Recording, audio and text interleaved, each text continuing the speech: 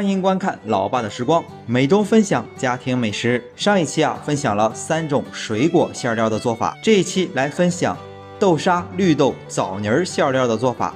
很多朋友留言想看枣泥馅的做法，这个视频就来讲一下怎么样在家里来制作一款好吃的枣泥馅。首先我们来准备500克的大红枣，挑一些品质稍微好一点的红枣。准备的红枣肯定也要提前洗干净。第一步就是要把准备好的大枣把它的核剔出来，用刀把大枣切开，把核给它抠出来。不一会儿的时间就把所有的大枣处理完了。把处理完的大枣放在一个平底锅当中，在锅里加入适量的水，水的分量就刚好没过大枣就可以。接下来我们要把枣煮一下，这个时间会稍微长一点，用中火去煮，盖上一个盖子，大概煮1个小时左右。煮大枣的时候记得注意观察，如果锅中的水少了，记着一定要及时添加热水。1个小时之后，大枣已经煮透了，这个时候就可以关火，需要放置20分钟，以免烫伤。稍微放凉一下，我们取来一个料理棒，用料理棒把这个大枣给它打成大枣酱。不一会儿的时间一锅枣就完全成酱了，就像一锅稀饭一样。这个时候的枣泥它的口感不是特别的好，我们需要给它过一下筛，取来一个筛子，用中号的就可以。我们把平底锅里的枣泥筛到另一个锅里。如果家里有稍微好一点的破壁机，打出来的枣泥可能就不需要过筛，非常的细腻。这样也有一个好处，就是我们把枣皮都已经挑出来了，筛好的这个枣泥非常的细腻。第二步就要起锅去炒枣泥馅了，我们要用小火去炒，以免糊锅。炒的时候要不断的搅拌。当水分蒸发一部分，变得稍微粘稠一些的时候，加入50克的油，玉米油、色拉油都可以。当炒制到特别粘稠的时候，但是还不是很成型，还有一定的流动性，再加入一种材料，30克的熟的江米粉。倒入江米粉之后要不断的翻拌。大枣的含糖量还是挺高的，做出来的枣泥馅还是比较甜的，感觉这款枣泥馅还是没必要放糖的。但是有喜欢吃甜点的小伙伴可以适当的加入一点点的白糖。当炒制到柔软成为一个整体的时候，我们的枣泥馅就炒好了。如果用来制作月饼尽量炒的再稍微硬一点，如果来制作糕一点软一点也是可以的。来，下一款馅料绿豆馅，同样是500克的绿豆，可以选择去皮的，也可以选择不去皮的。首先第一步，我们肯定也要先把绿豆洗干净。洗干净的绿豆要放在盆中浸泡6个小时。浸泡好的绿豆给它捞出来，放在一个蒸笼上。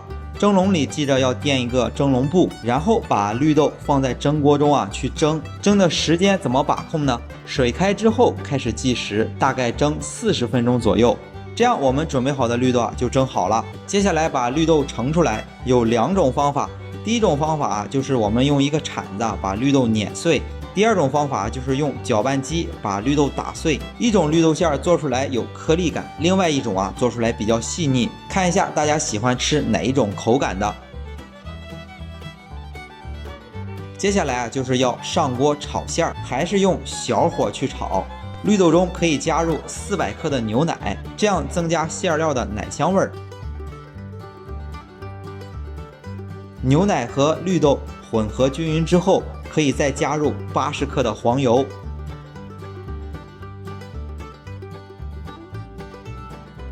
待黄油也搅拌均匀之后，可以根据自己的口味加入一定量的白砂糖。视频中是加入了80克的白砂糖，感觉口味刚刚好。这样我们就不断的翻炒，炒至这个绿豆成为蓉状，我们准备的绿豆馅就炒好了。这个绿豆馅做起来还是相对于比较简单的。接下来我们看一下红豆馅是怎么制作的，也是非常简单的。250克的红小豆，把红豆也洗干净，浸泡6个小时。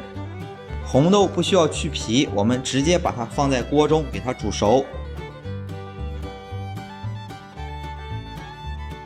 把红豆煮到开花，看上去就像一锅粥一样，这样我们的红豆就煮好了。我们取来一个筛子，把红豆筛出来，锅里的水就不要了。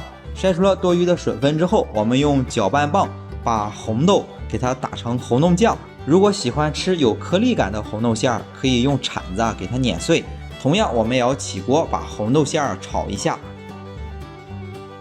同样也是小火预热锅，锅中加入50克的油，把所有的红豆馅儿倒入到锅中。如果不喜欢吃这么多油的小伙伴，可以适当的减一些油。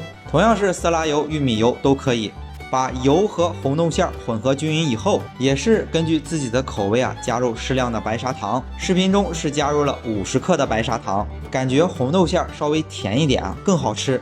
同样把豆馅儿炒为一个整体，但是特别柔软的时候这个时候红豆馅儿也炒好了。这样我们可以用这3款馅料，按照老爸之前分享的制作月饼和糕点的方法，替换不同的馅料来做出不同口味的糕点和月饼。一定要记住，做糕点馅料可以软一些，但是做月饼馅料尽量炒的硬一些。最近发布的这些制作月饼的视频有很多小伙伴会问到，您用的糖浆是什么牌子的？您用的碱水是什么牌子的？因为老爸不会网购，所以他只会去烘焙市场买一些原材料。我把老爸买的这些原材料的品牌标注在备注栏，大家可以做一个参考。到了周6会分享2款相对于比较有地方特色的月饼，分别是一种蒸月饼、水晶月饼和北京自来红，也是今年分享的最后2种月饼的做法。好了，如果大家喜欢老爸做的美食，一定要帮忙关注点个赞，谢谢大家。